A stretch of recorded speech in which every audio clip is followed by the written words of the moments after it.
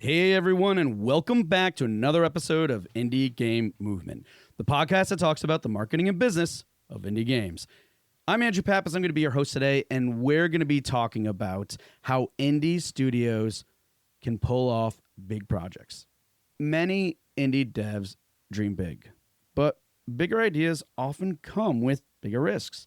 So, how do small teams create ambitious games without adopting the complexity that slows large studios down? Well, today we're going to dig into which big studio practices actually transfer to indie development and how team size can shape production decisions and what it really takes for a tiny team to pull off something that feels much larger than the crew behind it. So, that's what we're going to be talking about right here today on Indie Game Movement.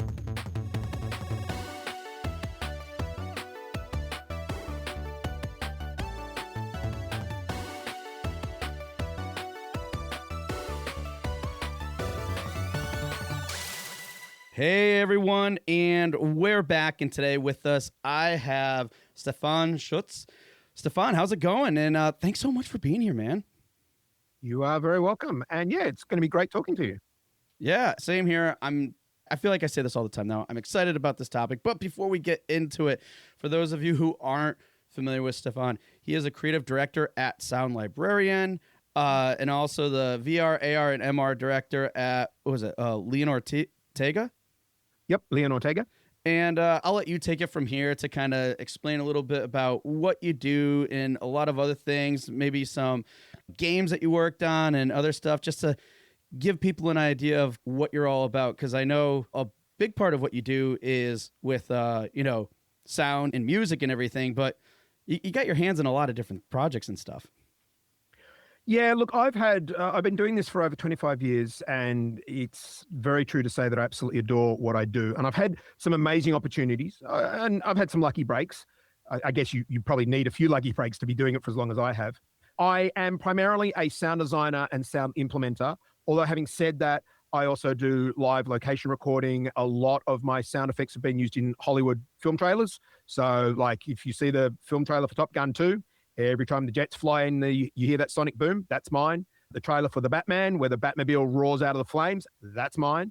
Game-wise, I've been doing games for a long time. I can actually talk about this because at the Xbox showcase a few weeks ago, Magicians, The Devil's Deal was announced, and I am the sound designer on that, and that is probably one of the most amazing projects I've ever worked on. And that's here in Australia. If you hadn't picked up on the accent, I am based in Victoria in Australia, and it's currently cold. That's why I've got a fluffy jacket on. And yeah, I've been doing this for a while, and I love understanding every aspect of game design. And so it's not just the audio. I was saying to you just before we started that I very quickly, on my very first gig, I wanted to understand how the animators did their jobs. I wanted to understand how the coders did their job. And really quick, funny one on that one is when we were working on the Jurassic Park game, I got them to show me how they were putting the animations into the code. And it was like, this is all in text. It's like breakpoints. It's like, put in name of dinosaur, put in the animation name, put in the frames, etc. And so they showed me how to do that. Went, great, I can put in my own animation data. And I sort of said to them, that's fine. Like, you're not worried I'm going to do too much of this. They scoffed. We get round to, this is a game on PlayStation 2, by the way. We get round to right near the end of the game, and they're like, yeah, we're running out of memory. And there was this like company-wide meeting of what was going on and where we're going, et cetera, et cetera. And everybody's talking around in circles. And after a while, I put my hand up and went, look, I know this is a really dumb question, but it's not possibly the animation data I put in. And literally the entire studio just kind of laughed, like, ha, ha, ha. Stephan, you couldn't have possibly you would have had to put in thousands of lines of code for it to be affecting the memory. And I went, there are a lot of sounds for the dinosaurs. And they kind of looked at me and went, what? And so somebody went away and looked at it, and I basically used up too much memory by putting in too many sounds for the animations of the dinosaurs. So they had to rebuild an entire system, which ended up being a better system. So there you go. There's how you get a good tool chain when you work in the video game industry. You do it yourself until somebody decides that's a bad idea, and then they decide to make a proper tool for you. So there you go.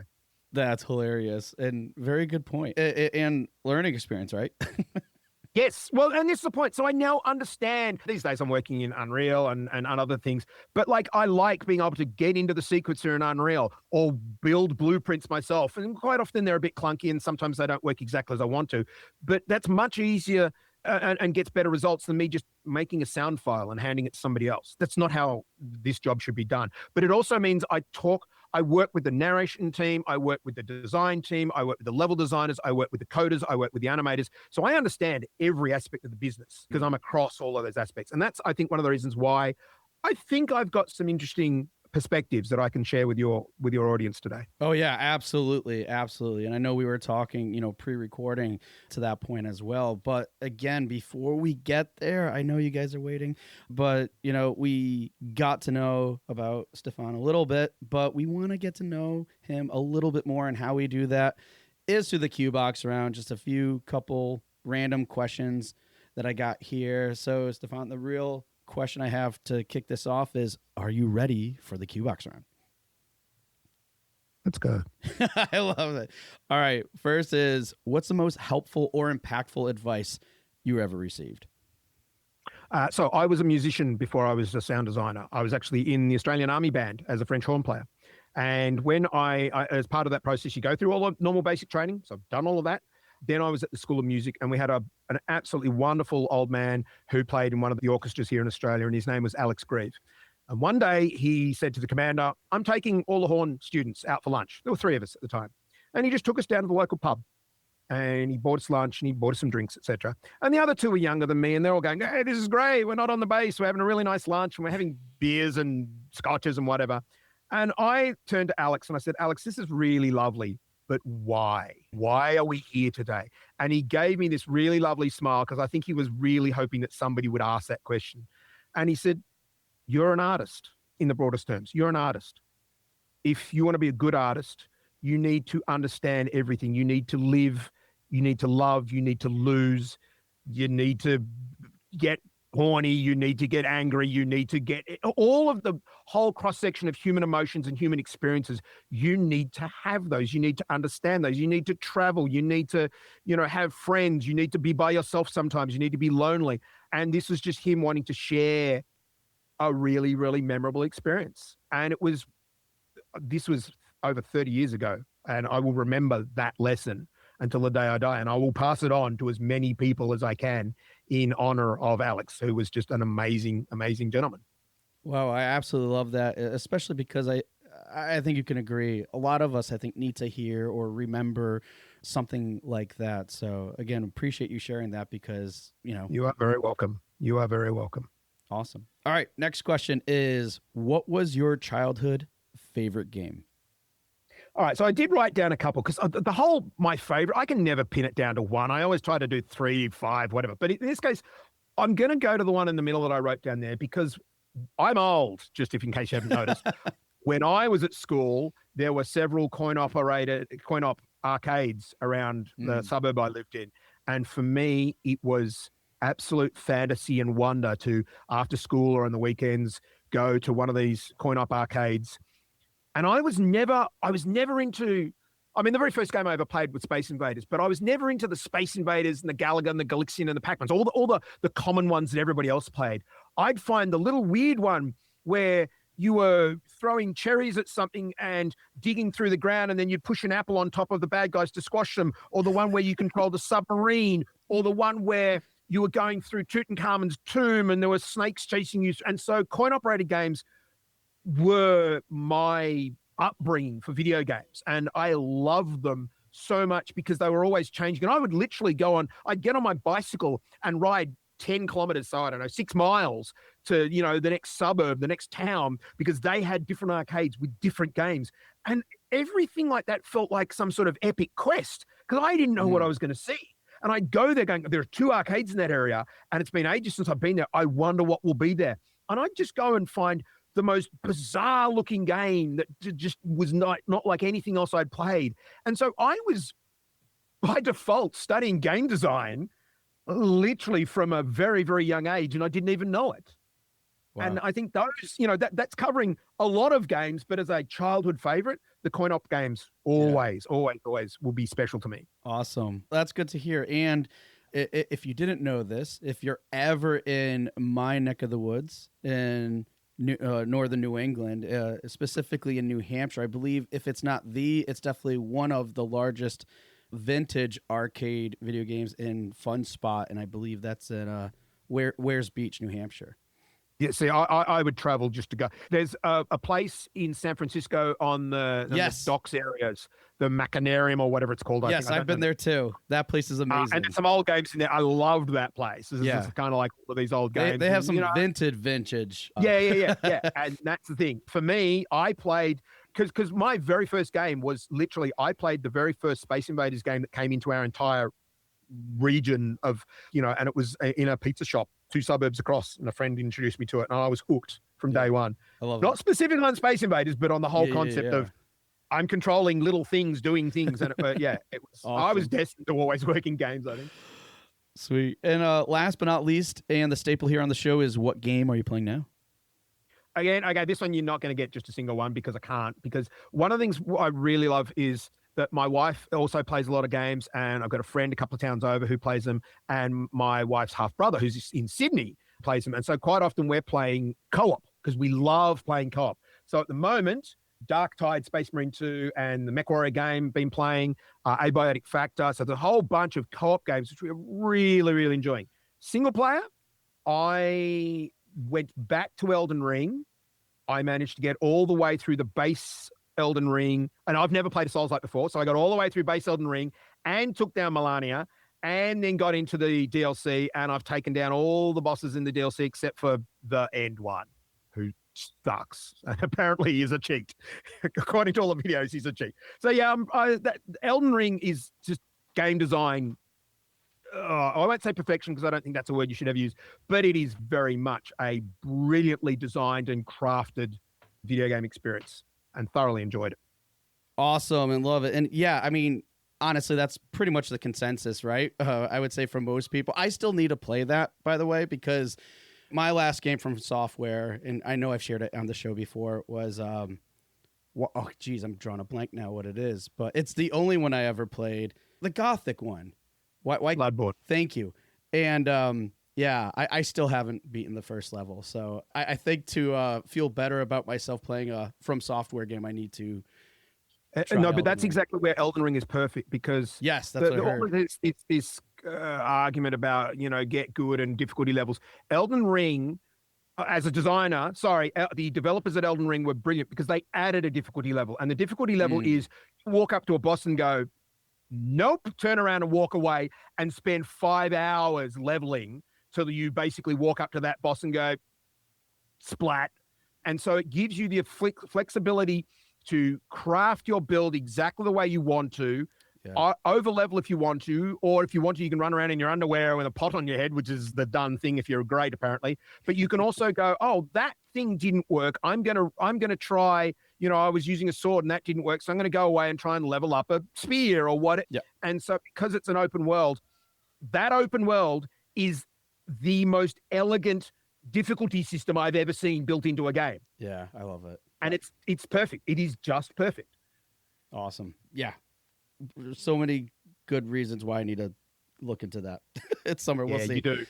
You really do. Well, Stephan, really appreciate you going through the Q box around and everything. And now, folks, as I promised, we're going to get into the conversation for today, which is how indie studios pull off big projects. So to kick this off, Stephan, most indie developers look up to AAA productions, right? But how different is the actual process of building a game between a large studio and a small indie team? I'm going to do what is very typical for an Australian. I'm going to be somewhat contrary, and I'm going to flip this on its head. And I'm going to explain why I'm going to flip this on its head, because the whole, we're an indie and we should really be like AAA. When I started in the game industry in the year 2000, we were still in the era where the game industry was desperately trying to be like Hollywood. Oh, yep. Where has that gone now? Where is Hollywood compared to the game industry? We've kind of left them in the dust, really. And I would say, especially at the moment, I mean, if you pay any attention to the YouTube channels of gamers and streamers and people talking about the game industry, I'm sorry, but the AAA end of the market at the moment, sure, there are some amazing games being made, but the AAA end of the industry is a dumpster fire. There's massive layoffs. There's games being canceled. There's people. I literally watched a thing today where the people at Rockstar were told, "Oh, you've got to make a live service game," and they're like, "What? So this is the whole point. What happens with AAA? And I'm sure a lot of your audience are aware of this, but it's really worth saying. AAA means everything's huge, big team, big budget, big scope, big expectations, big interference by corporations. More often than not, big expectations and demands by corporations that you monetize the wazoo out of your game, which means you're going to have a cash shop and you're going to have microtransactions. And this is the whole point. One of the things that I heard literally in an interview today was somebody saying they had joined the industry because they wanted to work on games. And they literally had somebody from corporate sit down and basically, can you change that? And can you change that? And can you change that so that the players stay here longer so that we basically can sell them stuff to move them on? And can you change that so that they'll go and get more? And it's like, nobody, like literally, it feels like you've started in this industry because you want to be an amazing artist or animator or whatever. And it feels like you've been turned into an accountant. Yeah. Or a tax collector. Yep. And so this is the thing. I'm serious when I say that I don't think indies should want to be like AAA at the moment. Frankly, I think there's an awful lot of AAA are desperately trying to be more like indie. Yeah. And that's not to say that there can't be things learned. And I'm going to go through those as we go through these questions. But at the moment, and I can give you some really, really strong examples of why you want to avoid being like AAA, because what comes with AAA is you lose all agility because it's like trying to steal an oil tanker.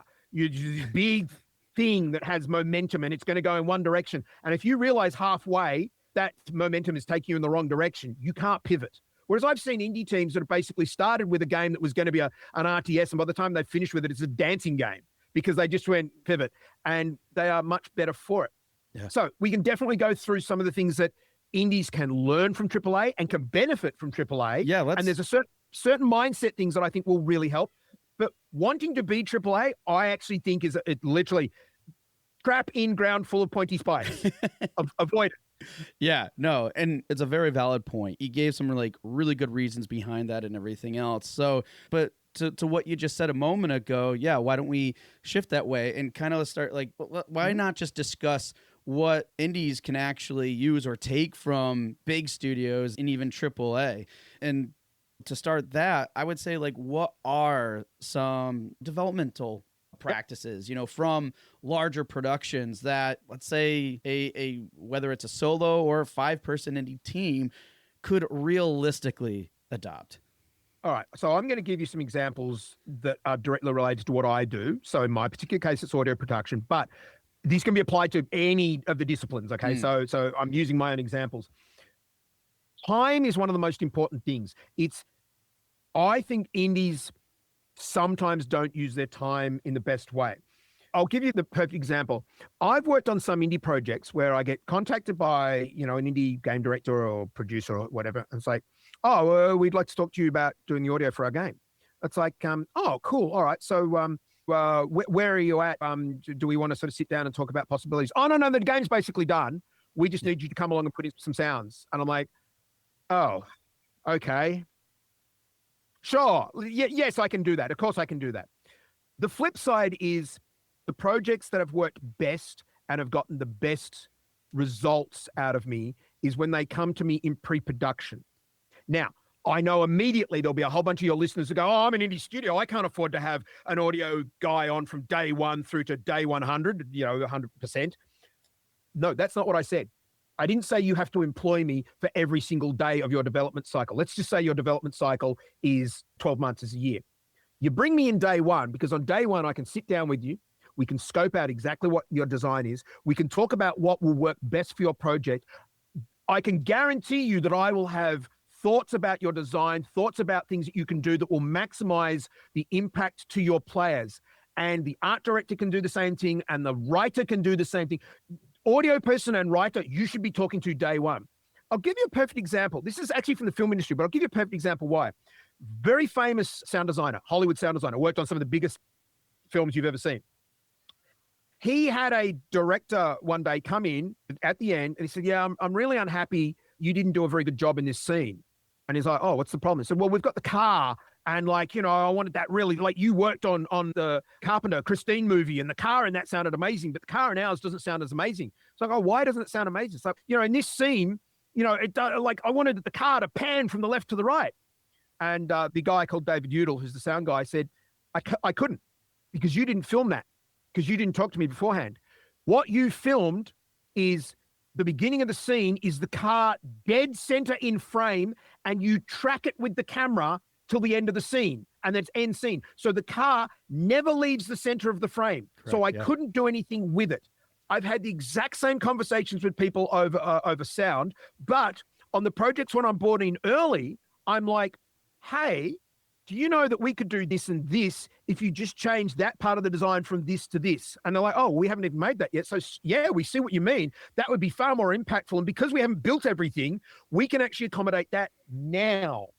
So the point is that if you were working for 12 months, and let's just say your budget could only afford me for, let's just be crazy. Let's just say your budget could only afford me for 2 weeks. I would say, bring me on for 2 days, right at the beginning. Let's talk. Let's go through your design. Let's see what we can do. Then I can go away and scope it. And there's another reason why this is important. I know your project is going to be going for 12 months, and I know that I'm going to be on and off it for the next 12 months. And I know ultimately I'll be brought in at the end. I'm going to be thinking about your project for 12 months. I'm going to be brewing ideas in my head. Even if I don't lift a finger or do any work, I am going to be thinking about your project, getting excited about your project, getting passionate about your project. So when you bring me in 2 months later to actually do a test of something, I'm going to be fired up and ready to go. And then you let me go and I come back later on and again and again and again. Whereas if you bring me in right at the end, I'm like, well, everything's locked down and there's not really much. Oh, okay, here you go. Here's your sounds. Because I don't have time to get excited about it, because I'm only going to be there for 2 weeks and everything's already done and I can't influence it. I can't get excited about it. I can't get passionate about it. The current project, which I just mentioned, Magicians, I have come up with some crazy, I was going to say a swear word, but I won't, some significantly crazy ideas in this. And the directors have given me enough rope, and then we've come back afterwards and they're like, wow, that's worked really well. Thank you so much for that. We were not expecting that. And that's because this is a team with 3 directors, and they are some of the most supportive, incredibly talented and passionate people. They're not corporate people who are there to just make squillions of dollars and put microtransactions in. They're there because this is the game they've always wanted to make. And so everybody else has that same vibe. But we're all given time to tease out the possibility. Yep. Time. And need to use time better. I love that example you just gave too, because it does another thing too. Like, I love it because I don't think we ever called this out specifically in the show, but you were saying, hey, if you bring me in early, and let's say you got 2 weeks total, right? And then you're like, I'm thinking about this the rest of it. And the reality is, some of us probably think, oh, then we're going to have to bring them up to speed and stuff. It's like, not necessarily. The other cool thing is what you're doing in that strategy from, let's say, from your role in designing this game is you just got free real estate from you and other contractors. And I can attest. Exactly. Yeah, I could attest for this. And I'm sure a lot of you guys listening can too, because if you ever done any form of contracting whatsoever, and you know a project is coming up or is like spread out like that and not just in 1 week, you're still going to think about the project in that duration of time, but it's going to cross your mind. You know it's coming up. You're going to start getting ready for it. You're actually investing more of your time into that because you don't want to come in not hitting the ground running. Yep. And on those instances, which I have far too much of insomnia and I'm trying to put myself to sleep, I will be thinking about the possibilities. When I'm going for a walk in the park and I'm paying attention to things around, I'll be thinking about the possibilities. I mean, this is the point, is that if you're dealing with good, passionate, creative people, you are getting so many hours work out of them because there's so much thinking and pondering and processing that goes on with creative people. And so you're getting tons of free time because they are thinking about that in their downtime and their weekends and stuff like that. And so if you bring them in early where they can start to ponder those ideas, they're going to be percolating those ideas for a lot longer than if you've just come in at the last week and go, oh, here you go, do some sounds. Yep. What can I possibly process and come up with in a week or 2 weeks or something right at the end? Nothing. Yeah, exactly. Like you said, okay, great. I'll give you some sounds. I could, okay. There's not much to it. And in light of what we just discussed too and stuff, where is it exactly you think that indie teams or even why avoid formal pipelines? Right? Because I mean, we look at this idea of what pipelines are. This is maybe something we definitely see like bigger studios and stuff do. But at what cost? What is the cost if we don't look at pipelines in this way, whether it's with contractors or other areas? I think in defense of indies, it's often because they don't know. You know, you get a couple of kids straight out of school, and I'm not using the term kids in a derogatory manner at all. They're young people straight out of uni or whatever. They're full of life. They're full of passion. They're full of great ideas. A lot of these sorts of things don't even occur to them. They just want to make a game. Yeah, absolutely. And there have been some amazing games made in that sort of way without having giant processes and procedures and stuff like that. And this is the whole point. I think you can start very, very process light. And I think often as you go and as you find you need to just expand a little bit or level things up a little bit, I think if you're paying attention, the universe is going to say to you, yeah, that got a little bit painful. We probably need to formalize that a little bit. We had a problem with our source control. It didn't quite work, blah, blah, blah. Like, again, stories. I worked for a studio many years ago. Did not enjoy this particular studio. It had 50 people. It was not a small studio, and they were all working on sort of sports games and stuff like that. And I just had this thought one day, because I thought, this studio does things really, really odd. And I walked over to the guy who was the IT guy. He was just a regular guy. He was into football and this sort of stuff. And I was kind of like, yeah, I just wanted to check because, you know, I'm doing all my work, et cetera, and I always do personal backup, et cetera. But like, what do you do as far as like offsite backup or whatever? He's like, what? Offsite backup? We don't do any offsite backup. And I walked away, started like, you've got $1 million contracts here. You have no offsite backup. So if the servers in that building die, that company dies overnight. And this is a company that had been around for years and years and years. And you know when they'll set up offsite backup? When it happens. 2 days after their servers die and they lose everything and they're like, oh crap. Yeah. And this is the point. What I mean by the universe will tell you is if you look for the signals, you can hopefully avoid that level. I literally, last Monday, I had a stressful day because I turned my machine on, went to start work, and I'm like, where's my work drive, my SSD that all my work is on? And I basically wiggle with the cable, and it's like, oh, it's just died. Very expensive Samsung SSD, thanks. You know how much time I lost? The amount of time it took me to basically plug in my backup drive and load up my software and go, look at that drive instead of that drive.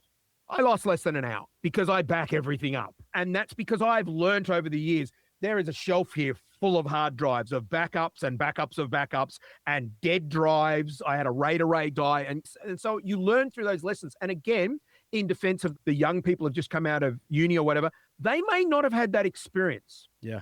So having some people on your team that have got a little bit of experience is the sort of person who could say, hey, have you thought about offsite backup? Or, you know what, we've now got 10 people. Maybe we want to have, and we can get onto this in a minute.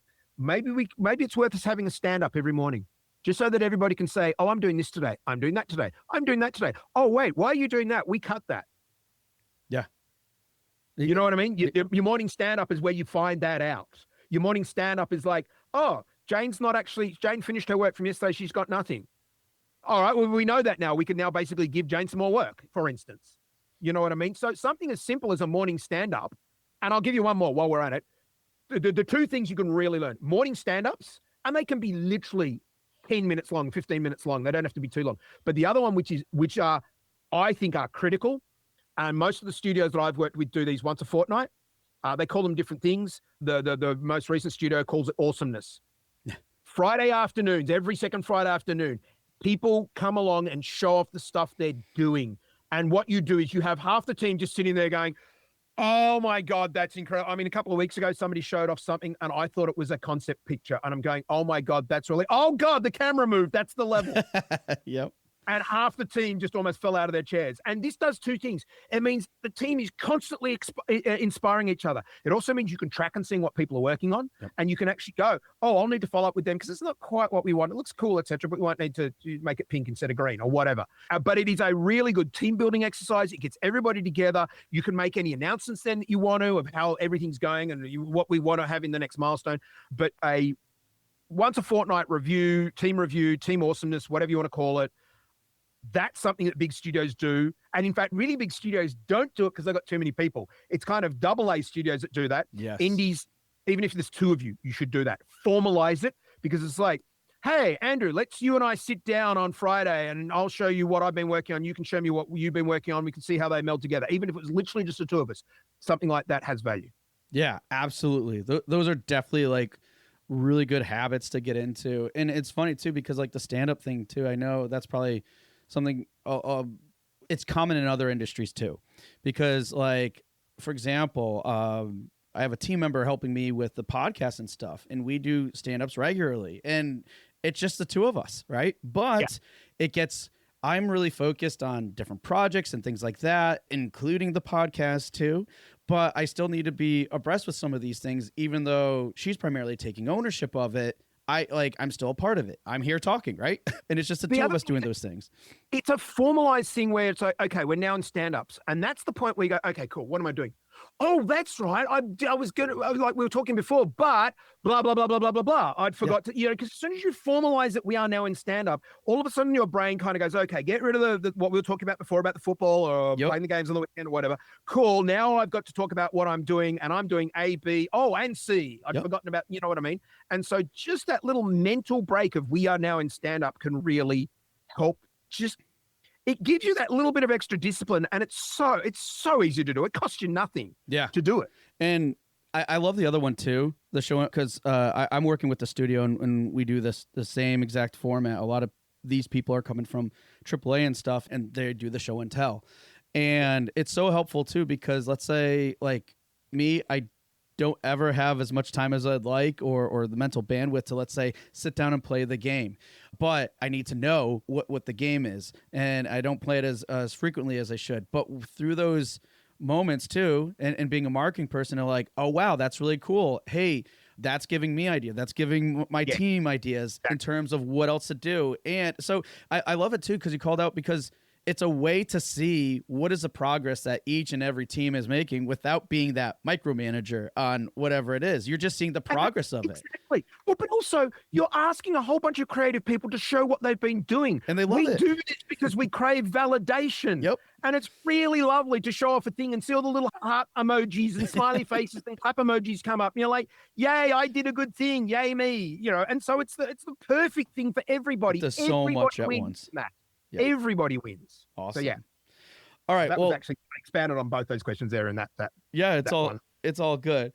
Now I want to get into some other areas, because what we're talking about today too is like, hey, how can we kind of like tackle bigger projects, especially for smaller people and smaller teams and stuff like that. And you made one point earlier that small teams can move quickly, but in light of that, they can also become a little chaotic, right? Especially as projects grow. Yeah. So how do you know when it's time to essentially introduce more structure? So ideally, the people in charge should be keeping track of that. Oh, and one of the other things is that one of the most important people in a structure, once you start to get to any size, are the producers. Literally every single project I've been on, not only do I have all the time in the world for the producers, but I get very defensive of producers. Like if I see that producers are being snowed under or whatever, I will go into bat for the producers, because the producer is literally the lifeline for the whole team. Yeah. A good producer is worth their weight in gold. A bad producer needs to be fired into the heart of the sun, because a bad producer can destroy a project. So hopefully the producer or the game director, the person with the big vision, is kind of keeping track of that. But one of the things I've noticed, and I've actually sort of seen this, and I've actually started using it for my own projects recently, and I don't often recommend specific tools, and this is not necessarily recommending that specific tool, but tools like Miro. Miro is really lovely in that it's a big sort of it's like a giant whiteboard. Yeah. But you can basically go, okay, cool. I'm just going to make a page here with some images on it. And I'm going to make a page next with text on it. And then I can zoom out. And then I can zoom out. And then I can zoom out. And you can have, I've looked at Miro boards where the entire game design is on a Miro board and it literally just looks like lots of little icons. Yep. And you've got these little things on the screen that literally look like a tiny little thumbnail. And then you zoom in and zoom in and zoom in and go, oh my God, this is an entire page of text. And there's so much information there. And so what Miro does is it gives you this beautiful overview of everything and where it's all going and what order it needs to be done in and where the art plugs into the code and when the sound comes in and when the VFX comes in and the narration is over there. And you can zoom out and go, whoa, hang on. We've got a big gap here where the narration doesn't link up to everything else. And the other thing about Miro is if you set it up properly, you can literally have everybody on the team contributing and it'll actually tag. Oh, look, I've got a little tag note here that tells me that Andrew's put a little note here. I'll go follow up with Andrew and see what he's been talking about. And so a tool like that is really, really, really good. And I think you very much want to be paying attention to what's going on. Now, I'm going to flag something here. I'm going to go into something about overdoing it in sort of the next sort of little bracket, but I want to go into something here that for me, and this is where my critical hat comes out. And I have to apologize because my criticism is actually of an American team. And it was quite a big budget, pretty big team. And the problem for me was there was no ownership. That's a big. You'd be like, oh, I've got a problem with feature X. Who's dealing with feature X? Silence. I'm like, somebody's got it. And I have to scrape around. And finally I talk to someone. It's like, oh, yeah, I think this person was doing it. Like, well, yeah, I was working on it, but then I handed it to this person. Well, okay, but who's responsible? Oh, I don't know. And I'm like, do you care about this game or not? Like, literally having somebody on a team say to me, I don't know, and it's not followed up, but you should talk to blah because maybe they don't know. They just do the I don't know, which is a dismissive thing of I don't know and I don't care. Get the hell off this team. Get out of this industry. And I'm really serious about that because this team was full of people and it was toxic as hell. And I will leave this for the moment because I'm going to expound on it in a little bit and I am going to get more critical. But that lack of ownership, whereas on smaller teams, everybody knows what everybody else is doing. Or if I don't know specifically who's working on, I don't know, the scenery, I can go into a channel and go, hey, I'm looking for who's responsible for the brown buildings. And somebody in the scenery channel will be like, oh, go and talk to Fred. Great. Hey, Fred, can we talk about the brown buildings? Busy now. Can we have a chat later on? Perfect. Not a problem. Thanks. And I will say, because of the nature of the industry in Australia, we don't have massive projects here, generally. We've got small teams that are very, very agile. The problem I've had with my experience with AAA in America is the teams get so big that nobody owns anything. Everybody's siloed. I mean, I've heard horror stories of massive AAA budget games where one person has decided that they basically have to make all the decisions. Yeah, and so they've just become a bottleneck. Yep. That is a disaster. We'll get into more of that in a minute. But yeah, ownership. If something does not have an owner to it, in fact, even put it on it. Go back to the Miro thing. Oh, we're going to put lawnmowers in this game. I don't know where lawnmowers came from, but lawnmowers. We're going to have lawnmowers in this game. You put on the little note, Fred is in charge of lawnmowers. So if anybody else scrolls in on Miro, it's like, I need to look into something for the VFX and lawnmowers. Oh, Fred. And Fred's like, well, I'm not doing the VFX for lawnmowers, but because I own the lawnmowers, I know who's doing the sound. I know who's doing the VFX. I know who's doing the mesh, blah, blah, blah, blah, blah. Exactly. Ownership is really important. And I think it's something that there are a lot of triple games that do have good ownership, but there's far too many that just, I think they get unwieldy. Back to the oil tanker analogy stuff. Yeah. And it's funny because those dynamics definitely shift the bigger that the teams get, and it's harder to track that level of ownership. But regardless of the size, ownership still needs to happen. So, and I think a good way to look at it too is like, and I know this kind of gets into the bottleneck territory, but if you're just a small team of like just let's say very small, under 5, right? Or a couple people. If you're basically the lead on the project, assign it all to yourself and then make it a plan to then reassign those things. Don't feel that you have to control all those things. Exactly that. But it needs to be owned. You have to delegate, but do you then have to trust the people that you've delegated to? Yes. Because they want this project to succeed. Otherwise, they wouldn't be there. Trust your staff. I mean, if you've hired the good staff, you've gone to the trouble of hiring somebody, you should trust them. Exactly. If you don't, why did you hire them? Another example too, I would say it's primarily a 2-person team, me and my producer on the podcast, right? And with her, I explicitly said, you're owning the podcast. Yes, I'm the host. Yes, it's my podcast, but you're taking full ownership of it. And I'm just, it wasn't like an order. It was giving her that agency and everything else. It's like, I'm still here to ask questions and everything else, but this is your role. And you know what you achieve by doing that? You will get far better results out of her because she now thinks, oh, he trusts me. He's given me ownership. So this is now my baby, at least partially. So I'm going to care for it. It's when you don't trust your staff that they're like, well, I'm just kind of doing work here. And then somebody comes along and takes off my plate. But it's like, I may as well be in a factory stamping metal parts because, I don't even know what the end product looks like because nobody even trusts me to see the end product because apparently it's top secret. And then in the back of your mind, you're like double checking the work sometimes and all these other things fester. And whereas, let's say sometimes mistakes are made. I make mistakes all the time. Everybody does. There will always be mistakes made. And when it comes up, it's like, it's okay. What are you doing to fix it? Oh, I already fixed it. That's all that matters. Yeah, exactly. No, and there are definitely some things that we need to avoid doing at AAA. Let's hear them. All right. So the first one is, and I'm actually this is a specific experience on my part. I was brought in by an incredible, lovely gentleman called George Sanger. He's been in the audio industry for many, many years. He is very well known, very highly regarded, lovely guy. And he brought me into a team for a tech startup. So it wasn't games, it was tech. Millions of dollars behind this tech startup. Lots and lots of money. And this was the point in time when I was literally flying over to America multiple times a year and all this sort of stuff. And one of the things that I experienced here was as a new startup, they were thrashing about like a baby kitten, just tearing things apart, trying to work out what was going on. And so the HR team there, I think, were busy trying to justify their own existence, and the production team were trying to justify their own existence. And so one week we were using Miro. The next week they were like, oh, no, we're not going to do that. We're going to use Confluence. The week after that, oh, no, we're going to use. And so literally almost on a weekly basis, we were uninstalling one set of production software and installing a new one and trying to learn how to use that before it got taken off us. Oh, man. It was a nightmare. And it's like, pick one and stick to it. Even if it turns out to be a poor choice, that poor choice ultimately will probably work far better than your endless chase of perfection. Absolutely. You're not going to find the perfect tool. It doesn't exist. And they were spending so much money and wasting so much money and wasting so much of other people's time because every week everybody's like, well, I'm not doing any work today because I've got to redo my entire freaking process thing, blah, blah, blah, blah. So this company was just really bad at just like, for God's sake, pick a lane and stay in it.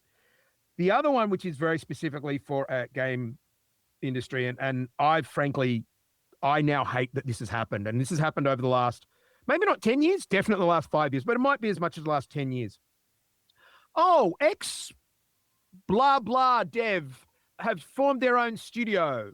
So I'm going to call the X company is going to be Big Fat Games. So, Big Fat Games has always made amazing games and they're really amazing. And a couple of people who were from Big Fat Games have gone off and started their own studio. And we've got big expectations because they're from Big Fat Games. I worked on a project like this where literally I wasn't from Big Fat Games. Me and the audio director were not from Big Fat Games, but a lot of other people were. And boy, would they not let you forget it.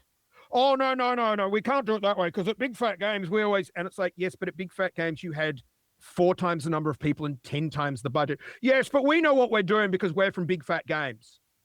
They didn't know what they were doing, and that game crashed and burned and blew and burnt tens of millions of dollars. And what that was, and I almost swore again, but I'm not going to, it was staggering levels of arrogance and hubris.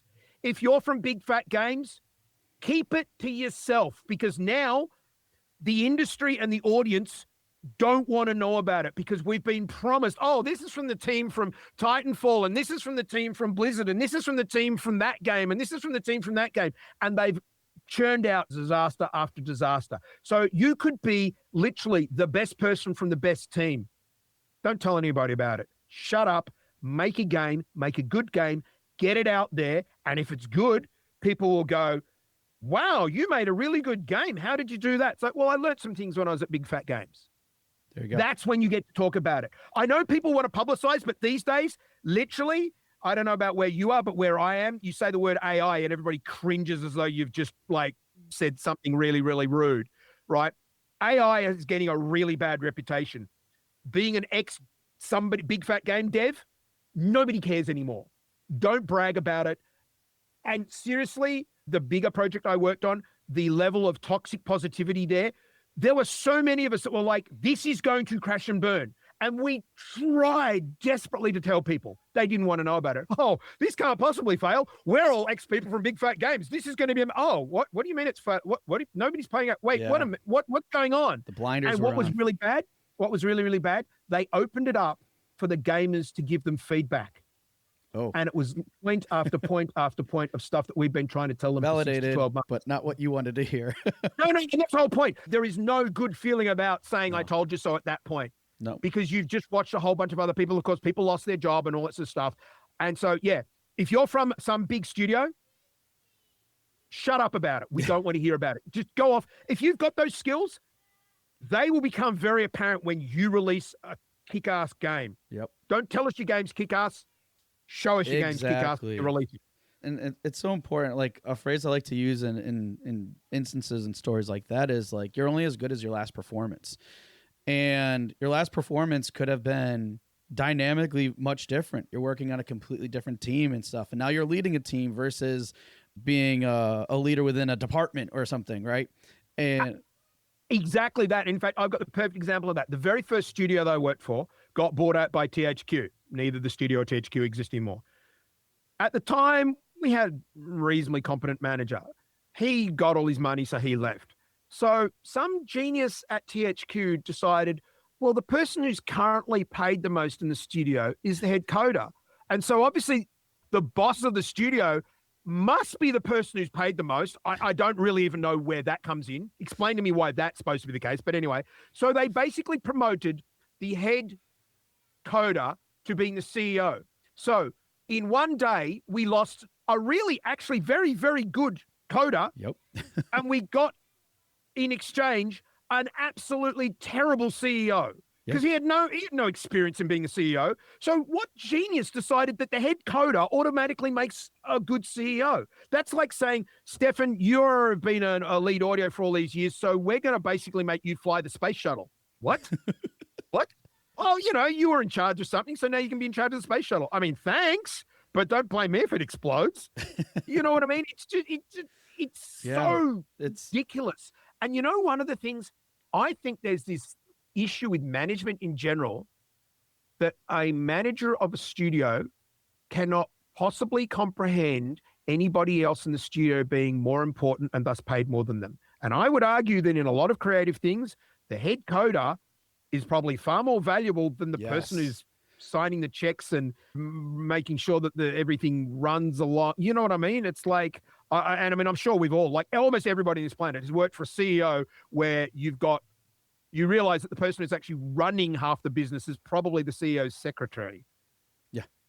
Sad, but true. Anyway.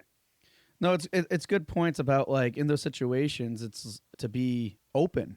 You need to be open and understanding of things and how dynamic shift and everything else and all that stuff. Because, and to your last point about the CEO shift from a coder, it's, if you're going to make things work or at least be effective, play to people's strengths.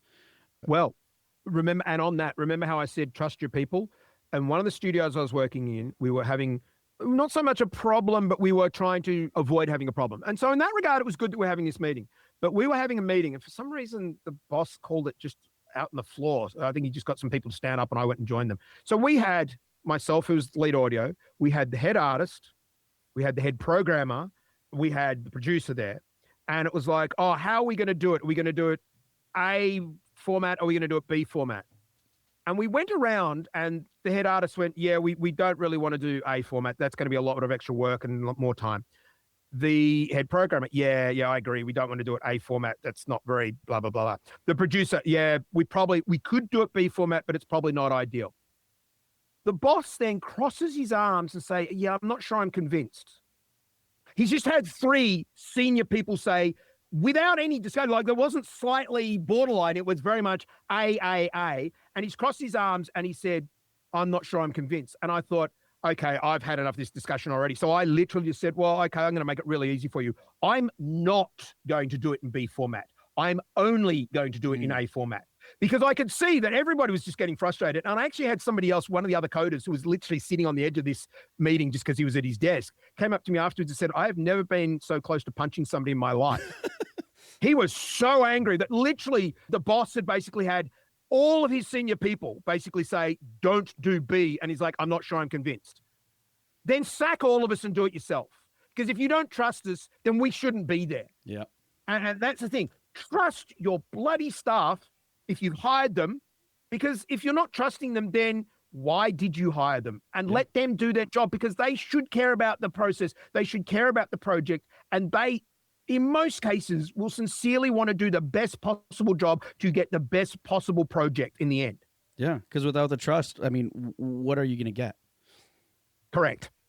You're going to get corporate slop like, I don't know, do you want me to go through any of the live service games that have failed in the last 3 years? There's quite a few of them. We don't have that much time, because it would take so much time. Because that's when you get a Concord and a High Guard and a Suicide Squad, and add to the list yourself of things that have failed, because literally they just basically wanted factory workers to produce something that they thought they could control to make lots of money. And they all failed. Yep. And they all failed because they didn't let their creative team be creative. Yeah, because the intent was not the right one.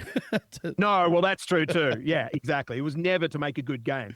And boy, did that show. And boy, can the audience smell that a mile away. Yep, absolutely. Yeah. So, Stephan, I know we're coming on time here and everything. And to kind of start closing things off, I have this question which I want your thoughts on. If an indie studio wants to build a game, that is basically much bigger than the team behind it, right? Is there any potential area that they should focus on first? I've kind of got two sort of answers for that. I'm actually going to start by saying Yahtzee Croshaw, the guy that used to do Zero Punctuation, who's now part of the Second Wind team on YouTube. He does a YouTube video called Fully Ramblematic, and I think the other one is Semi Ramblematic.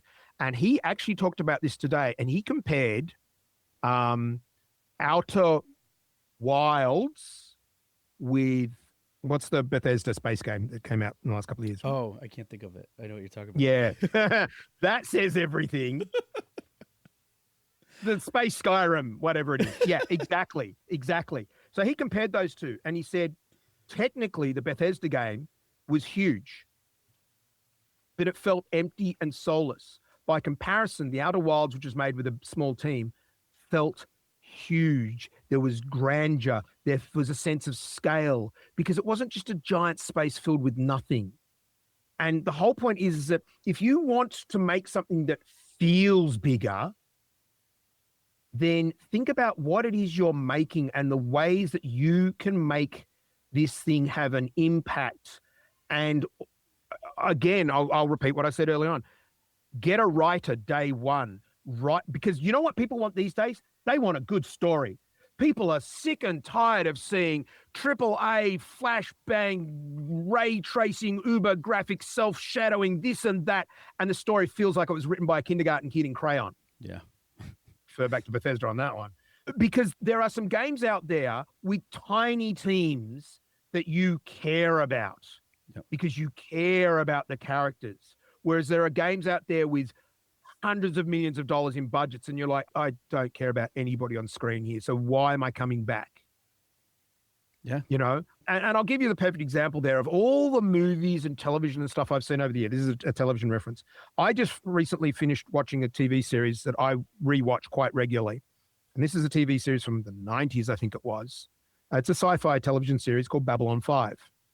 And I watch it because it is some of the best writing I've ever seen and some of the best actors I've ever seen. And the end episode of their 5-year thing, every single time has me in tears, because I care about the characters. I care about the stories, and I come back to it again and again. And we just recently bought it on Blu-ray. Years ago, we had it on video. You know what I mean? Same with the games that I've cared about. I've got copies of games that I've bought on 4 or 5 different platforms because I care about them. Yep. the Bethesda space one, which I can't even still remember the name Starfield. of. Starfield, thank you. Starfield came out on Game Pass, so I didn't even have to pay for it. I loaded it up on Game Pass, and within less than an hour and a half, I'd gone, I don't care about any of this, and I'd shut it down. Yeah. Now, I really enjoyed Skyrim. Starfield was just soulless and lifeless and hollow, and it was dead to me on arrival. Whereas there are other games which I literally have put like perfect example, Terraria, very simple little pixel game. I've put 2,000 hours into that game, running around with a little pixel character, because it's made with so much heart that it's a lovely, lovely, lovely game. Yeah. Stardew Valley, I've put hundreds and hundreds of hours into Stardew Valley. And in fact, the hilarious thing about Stardew Valley, it's all text, no recorded speech, right? Yep. I care more about a character who says to me in little text written on the screen, like an old Nintendo game, oh, I don't know if I can go on. I'm really struggling at the moment. I'm like, oh my God, I'm heartbroken. And then you see the little sister's in the other room and she's heard it all. She runs out of the room and like, oh my God, I've got to fix this.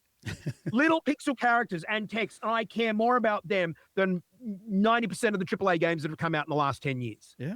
Because it's made with heart and it's made by somebody who cares, not some giant corporation. Yeah. Oh, and I will also point out, look at the amount of money that Terraria's made and that Stardew Valley's made and that a whole bunch of other little indie games like Balatro and Slay the Spire. And this is the whole point. You want to try and be AAA? Careful what you wish for there, because a game that was literally made here in Australia, in South Australia, Hollow Knight, that was made by 3 to 4 people, they're doing very nicely, thank you very much, because they basically don't have to answer to anybody. They can take as long as they want for their game, and they're all doing very, very well because they're selling really, really well, because it's a game that is very obviously something that they cared about and so everybody else cares about. Yeah. So do you want to be AAA? I'm not so sure.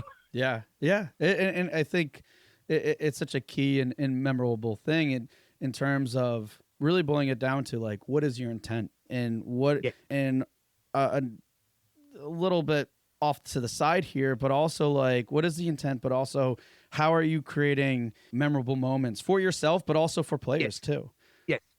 The most important thing, and this is the same thing for this podcast, I will bet that your motivation to make this podcast, sure, you might like to make money, but you didn't start this podcast thinking you were going to become a millionaire. You started this podcast because you wanted to do it and you care about it and it's something that's important to you. That's your motivation for making a game. If your motivation from day one is to make money, go and become an accountant, invest in crypto, whatever. Don't start making games, because the games that really matter to people are the games that were obviously made by people who love the game they're making and have made it because they've always wanted to make that game. Yep.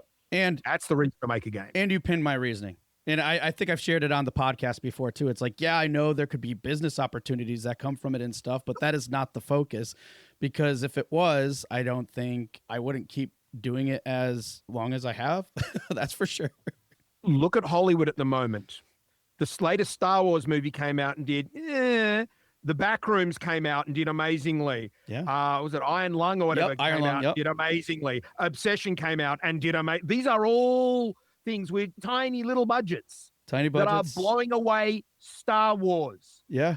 Seriously, I hate this word, but the paradigm has not just shifted, it's flipped. And that's why I wanted to flip this whole podcast and say, do you really want to be like AAA? Sure, there's some things you can learn from it, but frankly, AAA comes with a whole bunch. It's a little bit like the monkey's paw curse thing. It's like, well, careful what you wish for, because there's probably going to be a downside to it as well. Yeah. So it's, and I think a good way to look at it too is it's good to think big, but it's also about, I go back to that thing again, is the intent behind it. Yes. Yeah. And if that is always your key motivator of the intent behind it, and you stay true to that, you'd be surprised where you might go. Yeah, absolutely. Well, what I want to see is I sincerely want to see indies succeed at making the things they are passionate about and that they love. I play so many games on Steam, and I'm playing all sorts of little indie games. Literally, one of my favorite games is Brotato, which I think was made by one guy, and you literally are a potato with guns, and it's an auto shooter, and I love it. And Vampire Survivor, I love, and Tower Wizard, I love. And Dome Keeper, I love. And these are all things made by tiny little teams. And I have so much more value for those. Sure, Elden Ring is amazing. Absolutely, Elden Ring is amazing. Space Marine 2 is really, really good, right? And I'm working on a game that I'm hoping is going to be something that people are really going to enjoy, and that's a AA game, right? And I'm really enjoying working on it and having that opportunity. But this is the whole point. It's the same as, I don't want to have all you can eat gourmet food every night. No. Sometimes I just want a sandwich. Yep. Sometimes, I want something simple. And that's the whole point. As human beings, we have varied tastes. There are always going to be places for quirky, interesting, passionate indie projects. Absolutely. Well, Stephan, I can't thank you enough for being here today. But before we go, are there any tips, suggestions, takeaways you'd want our listeners to? So there is one other thing, and so I'll summarize a little bit of some things I've said. But there's actually one other thing that I think is really important for indies, and that's people. Choose the right people. And when I say choose the right people, I don't just mean interview somebody and go, yeah, this person has the skills I want.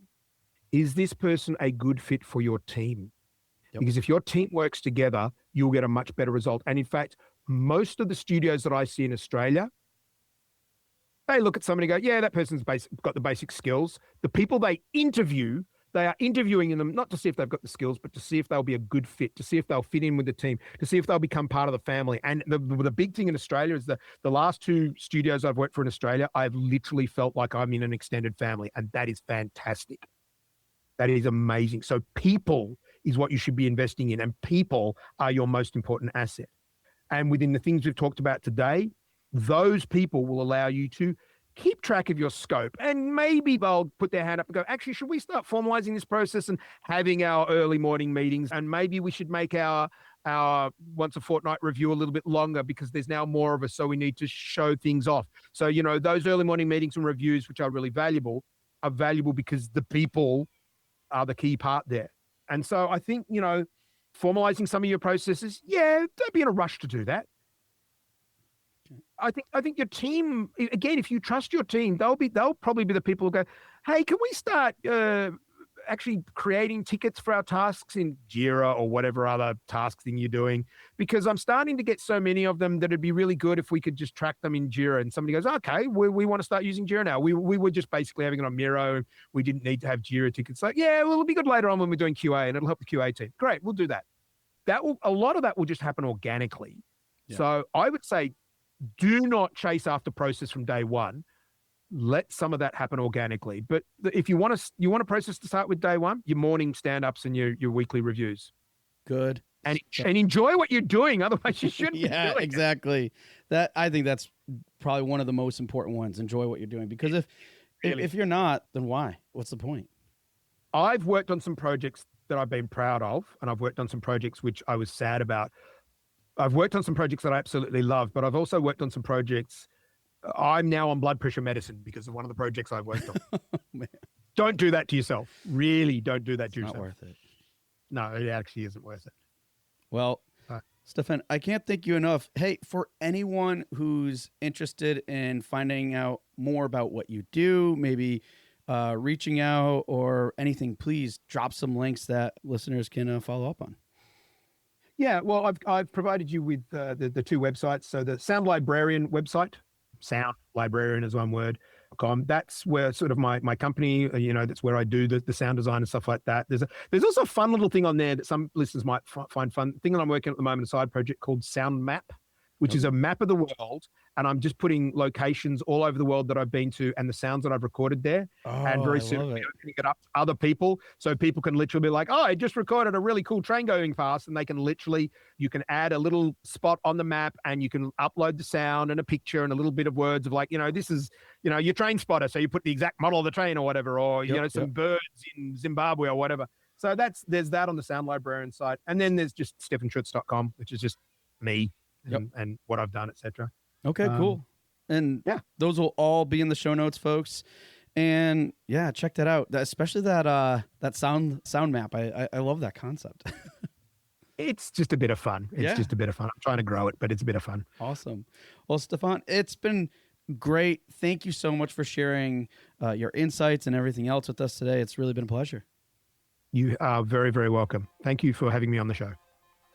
Hey everyone, thank you for listening to another episode of Indie Game Movement. I'm Andrew Pappas, your host, and the show's producer is Mustafa Price. Show notes for this episode can be found by visiting rengenmarketing.com, the number episode of the show. Rengen Marketing is a consulting marketing company that helps indie devs with their marketing efforts. Whether you need guidance with your game's marketing strategy or could use a free marketing plan template, then please visit www.rengenmarketing.com and take action. A special thanks to Dakota Saw for Season 2's opening theme and Melissa Gellis for the new logo design. And as always, thanks for being such great listeners, and we'll see you next time on Indie Game Movement.